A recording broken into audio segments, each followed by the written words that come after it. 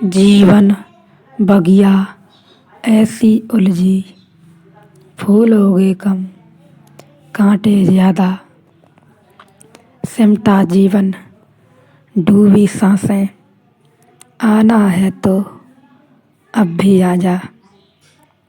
यह किरण उतरी जनक के हृदय में, आश्चर्य से भर गई, चकित कर गई, चौंका गई। आंखें खुली पहली दफ़ा। आश्चर्य है कि मैं इतने साल तक मोह के द्वारा बस ठगा गया हूँ कि अब तक जो भी मैंने बनाया बसाया था, जो भी मैंने चाहा था, जो भी सुंदर सपने मैंने देखे, वह सब मोह निंद्रा थी। वे सब सपने ही थे, नींद में उठे हुए ख्याल थे, उनका कोई भी अस्तित्व नहीं है। आप मुझे चौंकाते हैं, आपने मुझे हिला दिया तो ये गिर गए सारे भवन जो मैंने बनाए थे, और ये सारे साम्राज्य जो मैंने फैलाए थे, सब मोह की विडंबना थी। समझने की कोशिश करना, अगर तुम भी सुनोगे तो ऐसा ही होगा। अगर तुम भी सुनोगे सकोगे तो ठीक ऐसा ही होगा। तुम्हारा किया कराया सब व्यर्थ हो जाएगा। पाप नहीं पाया, नहीं पाया ही सब व्यर्थ हो जाएगा। मुल्ला नसरुद्दीन एक रात नींद में बड़बड़ा रहा था। आँख खोला कर अपनी पत्नी से बोला, जल्दी चश्मा ला। पत्नी ने कहा, चश्मा क्या करोगे आधी रात में बिस्तर पर? उसने कहा, देर मत कर, जल्दी चश्मा ला। एक सुंदर स्त्री दिखाई पड़ रही है, सपने में तो ठीक से देखना चाहता हूँ, चश्मा लगाकर थोड़ा धुंधला धुंधला है। सपने को भी तुम सत्य बनाने की चेष्टा में लगे रहते हो। किसी तरह सपना सत्य हो जाए। तुम चाहते नहीं कोई तुम्हारे सपने को सपना कहे। तुम नाराज होते हो तो संतों को हमने ऐसे ही थोड़ी जहर दिया, ऐसे ही थोड़ी पत्थर मारे, उन्होंने हमें खूब नाराज़ किया। हम सपना देखते थे, वे हमें हिलाने लगे। हम गहरी नींद में थे, वे हमें जगाने लगे।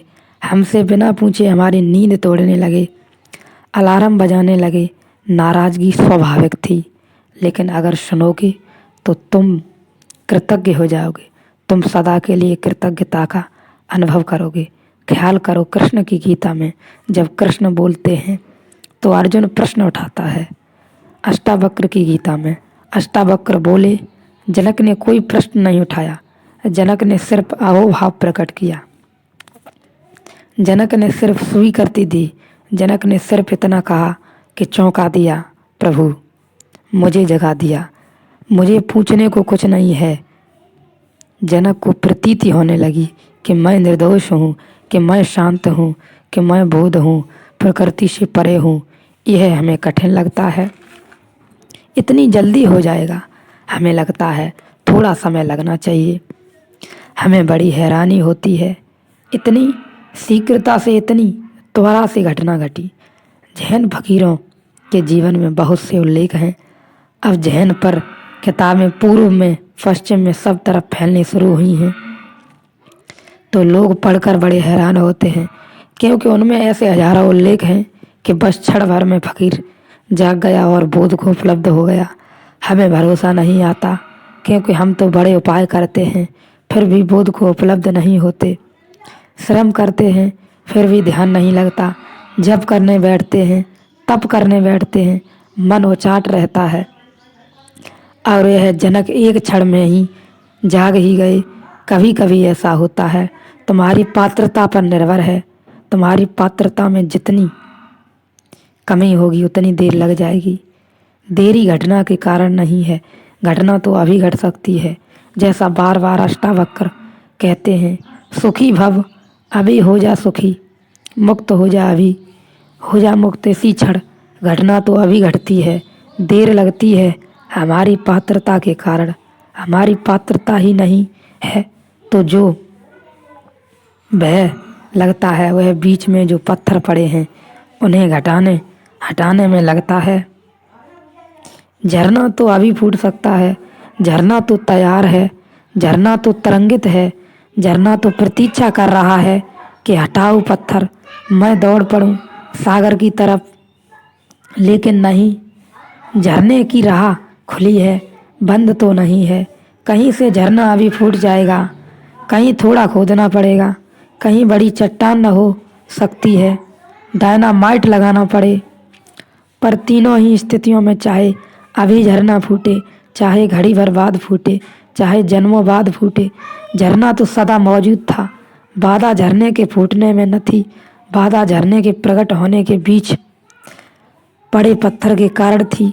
जनक की चेतना पर कोई पत्थर न रहा होगा। अहोभाव प्रकट हो गया, कृतज्ञता का ज्ञापन हो गया, नाच उठे, मगन हो गए। जैसे इस देह को मैं अकेला ही प्रकाशित करता हूँ, जनक ने कहा, वैसे ही संसार को भी प्रकाशित करता हूँ। इसलिए तो मेरा संपूर्ण संसार है, अथवा मेरा कुछ भी नहीं। यह आस्तिकता है। अर्जुन तो नास्तिक हैं, अर्जुन तो इनकार करता है, अर्जुन तो बार बार सवाल उठाता है, अर्जुन तो हजार से देह करता है, संदेह करता है। अर्जुन तो इस तरह से पूछता है, उस तरह से पूछता है, इस तरफ से पूछता है, उस तरफ से पूछता है। जनक ने कुछ पूछा ही नहीं। इसलिए मैंने इस गीता को महागीता कहा है। अर्जुन की नास्तिकता अंत में मिटती है, वह घर आता है। जनक में नास्तिकता है ही नहीं। वे जैसे घर के द्वार पर ही खड़े थे और किसी ने झकझोर दिया और कहा कि जनक तुम घर पर ही खड़े हो, कहीं जाना नहीं। और वे कहने लगे, अहो, जैसे मैं इस देह को अकेला प्रकाशित करता हूँ, वैसे ही संसार को भी प्रकाशित करता हूँ।